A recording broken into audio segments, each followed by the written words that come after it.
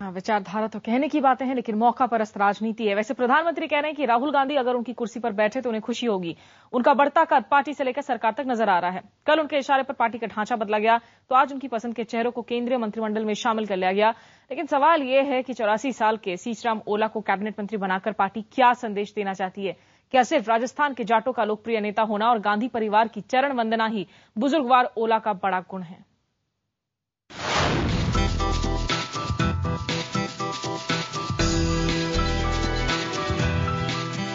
सोमवार को केंद्रीय मंत्रिमंडल में फेरबदल। ये कांग्रेस की 2014 की रणनीति का इशारा है। वो रणनीति जिस पर राहुल गांधी की छाप बताई जा रही है। जयपुर चिंतन शिविर में पार्टी उपाध्यक्ष बनने के बाद से राहुल गांधी ने संगठन को नए सिरे से खड़ा करने का बीड़ा उठाया था। इसी का नतीजा है, एक तरफ जहां संगठन में फेरबदल हुआ, दूसरी ओर मनमोहन कैबिनेट का विस्तार किया गया। कैबिनेट विस्तार में 8 चेहरों ने मंत्री पद की शपथ ली। मनमोहन मंत्रिमंडल के नए चेहरों में Oscar Fernandes, Girija Vyas, doctor KS. Rao और शीशराम ओला को कैबिनेट मंत्री का दर्जा मिला। जेडी सलीम, मानिक राव गावित, ईएनएस नचियप्पन और संतोष चौधरी को राज्य मंत्री का। कैबिनेट विस्तार पर इस साल होने वाले विधानसभा चुनाव और 2014 के लोकसभा चुनाव की छाप है। अच्छी बात है। ये सोनिया जी गांधी जी की कृपा है, राहुल जी की कृपा है, प्राइम मिनिस्टर साहब की कृपा है। कांग्रेस के लिए काम करते रहे हैं, आगे भी करेंगे। राहुल गांधी एक ऐसे बाजीगर हैं जो 2004 से ही कांग्रेस संगठन में बड़े सधे अंदाज से अपनी रणनीति का जादू बिखेर रहे हैं। उनको प्रधानमंत्री बनाने की बार बार मांग उठी, पर राहुल गांधी ने इसमें कोई रुचि नहीं दिखाई।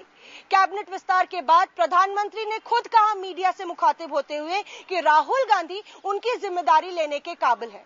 फिर सवाल यह है कि 2014 के आम चुनाव से पहले क्या इसे राहुल गांधी को बड़ी भूमिका देने की शुरुआत माना जाए?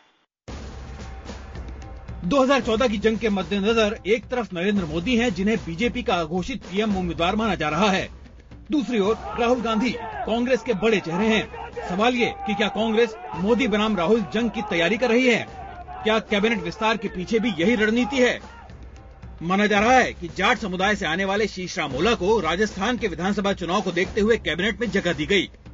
गिरिजा व्यास के आने के बाद सरकार में महिला कैबिनेट मंत्रियों की संख्या 3 हो गई। मंत्रिमंडल विस्तार में आंध्र प्रदेश को 1 कैबिनेट मंत्री और 1 राज्य मंत्री मिला है, जिसे राज्य में पार्टी का हाल बदलने की पुरजोर कोशिश के तौर पर देखा जा रहा है। जाहिर है, कैबिनेट विस्तार में राहुल गांधी के मिशन 2014 का पूरा ख्याल रखा गया है। रविवार को संगठन में हुए फेरबदल में भी इसी का ध्यान रखा गया था। Led by Rahul Gandhi ji, I think this is a young AICC team which the Congress has given to the country and to the Congress people.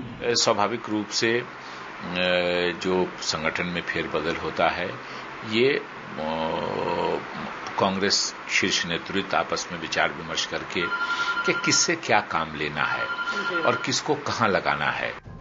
Ajay Maken Manmohan मंत्रिमंडल से बाहर हो गए हैं, उन्हें संगठन में जगह दी गई है। वो पार्टी का युवा चेहरा है और पार्टी के मीडिया सेल की अगुवाई करेंगे। दिल्ली के आगामी विधानसभा चुनाव के नजरिए से भी उन्हें अहम जिम्मेदारी मिली है।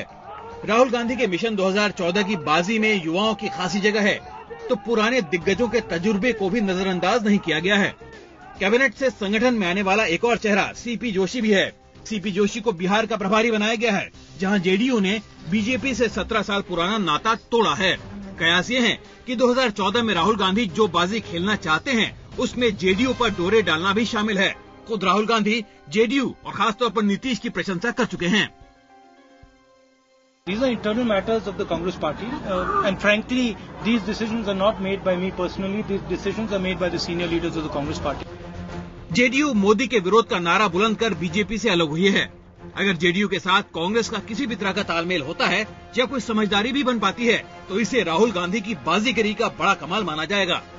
प्रवीण वर्मा, दिल्ली, IBN7।